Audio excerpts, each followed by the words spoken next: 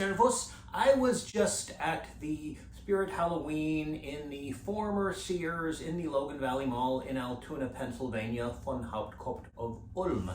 And they finally had some of these in stock. And they don't seem to know how to do shelves. There's also something weird with the line, but I'll save that for an autism video. So I wanted to not just have a look, but also compare it to previous versions. Now, to the best of my knowledge, they've had 3 major variations. Unfortunately, I don't have an unmodded Mark I. Phaelus did a great review of one, link in the description. I do, however, have a Mark II, and yeah, this is, I think this is what is called a child's proton pack. If that's what they tried last year, even though as I already proved in another video, the child and adult proton packs were actually identical. They seem to have stopped doing that, so that's good.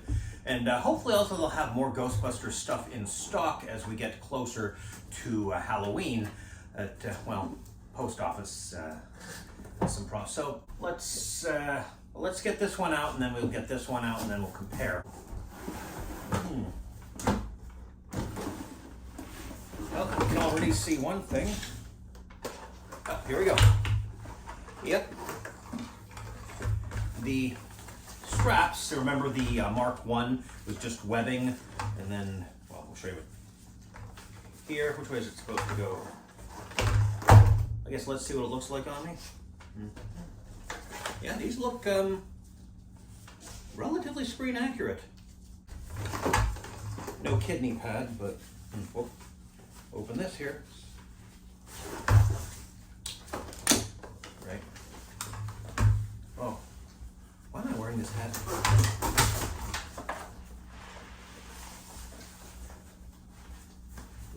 Whoop.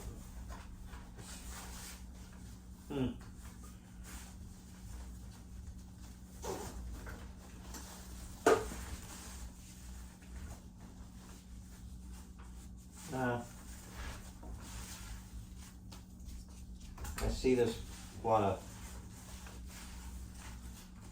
looks like there's a lot of room to expand these a bit.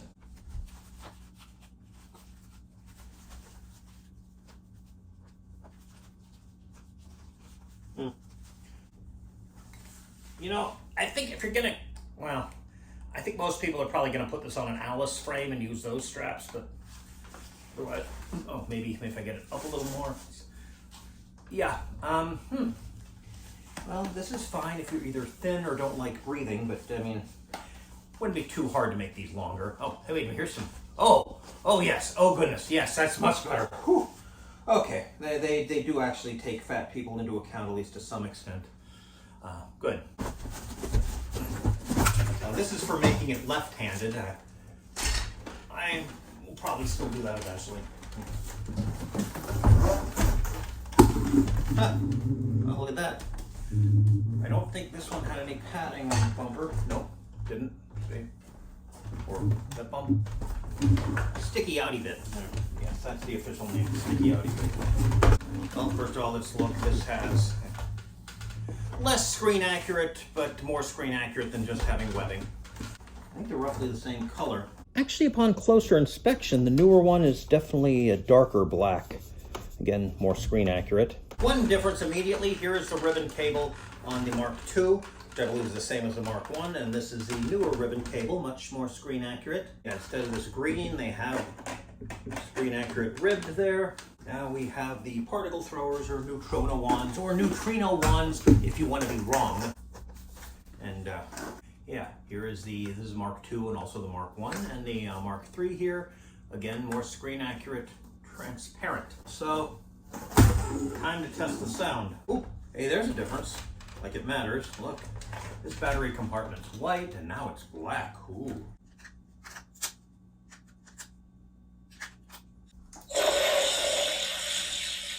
Well, you see it's got the cyclotron lights there going. That's good.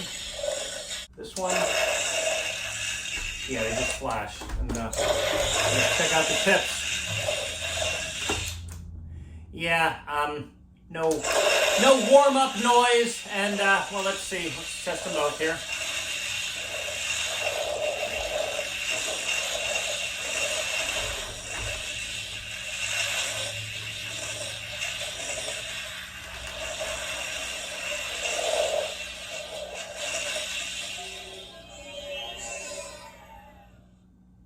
Okay, they both power down at the same time. I'm sure it's the same audio chip. And oh, I think maybe a close-up would be better for this. Well, you see with the cyclotron lights, these are actually red filters, and these are translucent white. Really? Yeah. This only looks good when it's switched on.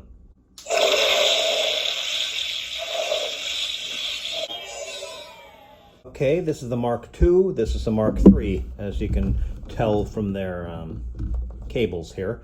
Also, you'll see this one has some blue painted here. Yeah, this looks much better. This looks like it's actually going up and down a bit. This just looks like it's blinking at the bottom for the most part. Definite improvement. Actually, one thing I can show you about the Mark I, if you'll ignore the custom paint job, you'll notice those screws are just molded in. As you can see here, both the Mark II and Mark III have real, actual screws that can be unscrewed. And if you look on the other side here, you'll see there are also holes, which might make it easier to insert an ion arm. Though, would help if there's a hole on top as well here. And if you loosen the screws, it comes off here. Yeah. What about the hole? Wait, the hole has a screw in there too. Okay. So if you remove the screw, it,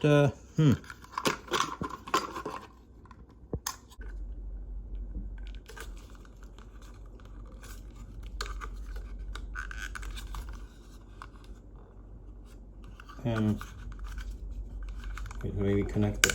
Oh, here. Yeah, so if you remove that screw in order to put in an ion rod, it shouldn't be a problem. In fact, I'm not even going to put this one back in, and that has nothing to do with the fact that it fell on the floor and I can't find it. So I'd say this is a definite improvement. I don't know if it's really worth going out and buying one if you already have one that you're in the middle of modding or have already modded, but definitely have to do fewer things to make it look more screen accurate. Oh, and looks like I loosened this a little too much here. Wait, is it maybe supposed to go like this, or it's bent like, I don't know. I mean, I would recommend getting an Alice frame and attaching it to that no matter what.